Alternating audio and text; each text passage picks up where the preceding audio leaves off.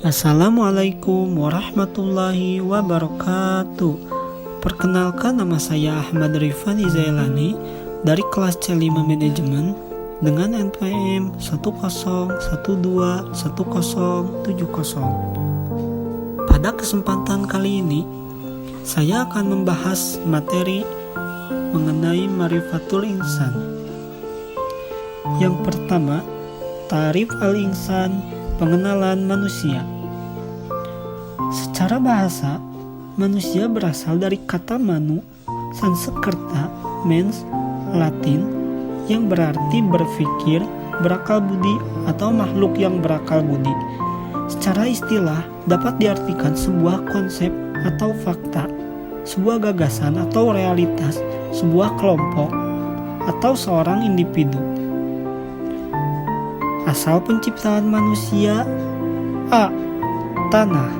Dalam penciptaan makhluk hidup, termasuk manusia, beberapa ayat Al-Quran menyatakan pentingnya peranan tanah liat. Seperti yang terdapat dalam Quran Surat As-Sajdah ayat 7 yang berbunyi, yang membuat segala sesuatu yang Dia ciptakan sebaik-baiknya dan yang memulai penciptaan manusia dari tanah. B. Ruh. Ruh merupakan zat yang tak terlihat. Fungsi utama ruh merasakan, meyakini, menghendaki, dan memutuskan. Unsur manusia. A. Qalb, hati.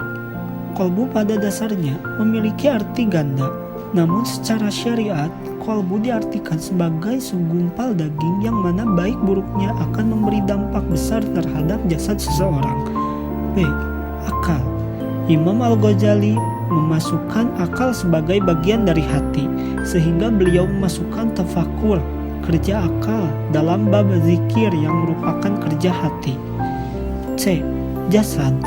Jasad sangat mudah dikenali karena dapat kita lihat dan kita raba. Yang terpenting bagi manusia adalah menggunakan sebagai apa yang telah ditekankan oleh hati dan direncanakan oleh akal. Amanah manusia. A. Amanah ibadah.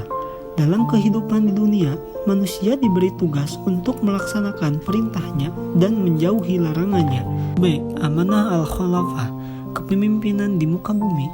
Dijadikan khalifah di muka bumi, maknanya adalah menugaskan kepada manusia untuk mengelola bumi dan memberlakukan perintah Allah Subhanahu wa Ta'ala. Yang kedua, hakikatul insan, hakikat manusia. Sebagai seorang manusia, kita harus bisa memahami hakikat diri dan kehidupan kita sebagai manusia. Berikut kita akan memahami mengenai hakikat-hakikat manusia. 1. Makhluk. Makhluk adalah suatu yang diciptakan oleh Allah Subhanahu wa Ta'ala. A. Alal fitrah, berada di atas fitrah. Manusia diciptakan alal fitrah, maksudnya adalah diciptakan oleh Allah Subhanahu wa Ta'ala, berada dalam kecenderungan kepada kebenaran dan patuh kepadanya. B. Lemah.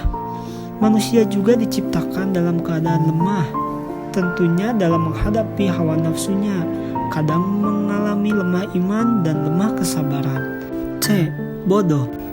Manusia diciptakan oleh Allah Subhanahu wa Ta'ala dalam keadaan jahil, seperti yang terdapat dalam firman Allah Quran Surat Al-Ahzab ayat 72 yang berbunyi, sesungguhnya kami telah menawarkan amanat kepada langit, bumi, dan gunung, tetapi semuanya enggan untuk memikul amanat itu dan mereka khawatir tidak akan melaksanakannya. Lalu dipikulah oleh manusia amanat itu. Sungguh manusia itu sangat zalim dan sangat bodoh. D. Fakir. Fakir artinya butuh atau berkehendak. Manusia diciptakan oleh Allah Subhanahu wa Ta'ala tidak memiliki apapun kecuali yang dianugerahkan oleh Allah Subhanahu wa Ta'ala. Yang kedua, dimuliakan. Manusia adalah satu-satunya makhluk Allah Subhanahu wa Ta'ala yang dimuliakan oleh Allah dari makhluk yang lainnya. Di antaranya, A. Dengan ditiupkan ruh. Allah Subhanahu wa Ta'ala memuliakan anak Adam karena nafkhur ruhi, telah ditiupkan ruh ciptaan Allah Subhanahu wa Ta'ala. B. Memiliki keistimewaan. Manusia merupakan makhluk Allah yang dianugerahi berbagai keistimewaan dibandingkan dengan makhluk lainnya. Yang ketiga, thaqatul insan, potensi manusia. Menurut KBBI, potensi adalah kemampuan yang mempunyai kemungkinan untuk dikembangkan, kekuatan, kesanggupan, daya, dan manusia. Menurut pandangan Islam, potensi manusia adalah suatu anugerah yang Allah berikan.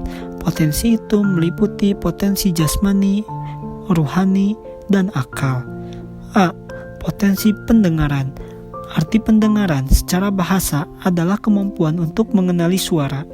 Sedangkan pendengaran menurut Islam adalah mendengarkan ajaran-ajaran agama yang Allah sampaikan kepada Rasul-Rasul Allah. B. Potensi penglihatan.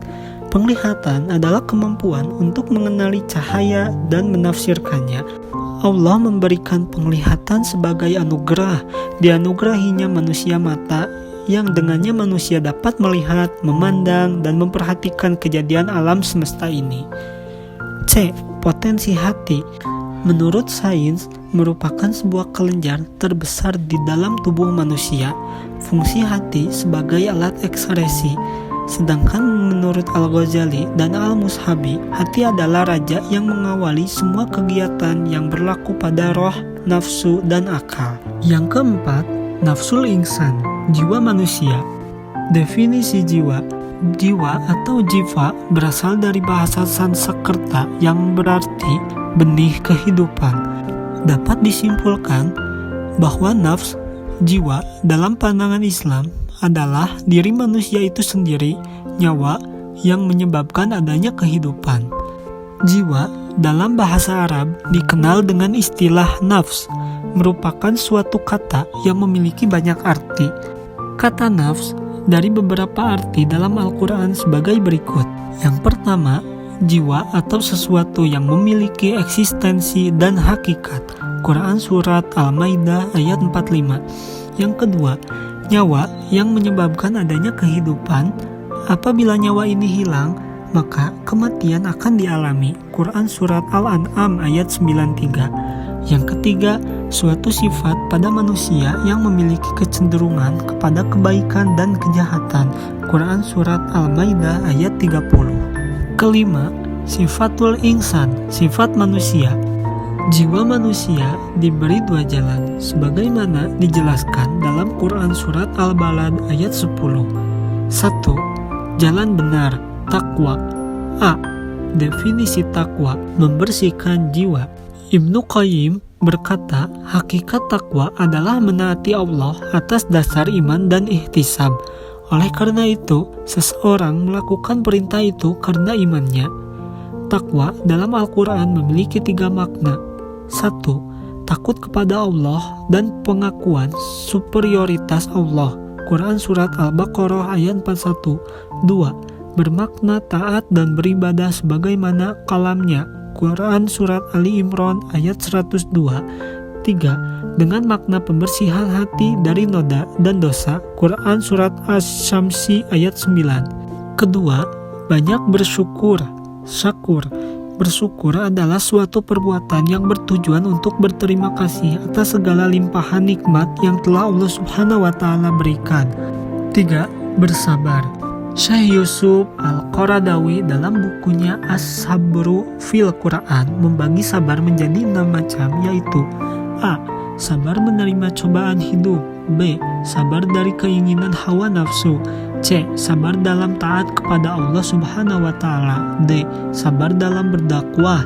E. Sabar dalam perang. F. Sabar dalam pergaulan. Cukup sekian yang bisa saya sampaikan. Mohon maaf apabila banyak kekurangan atau salah kata. Wabillahi taufiq wal hidayah. Wassalamualaikum warahmatullahi wabarakatuh.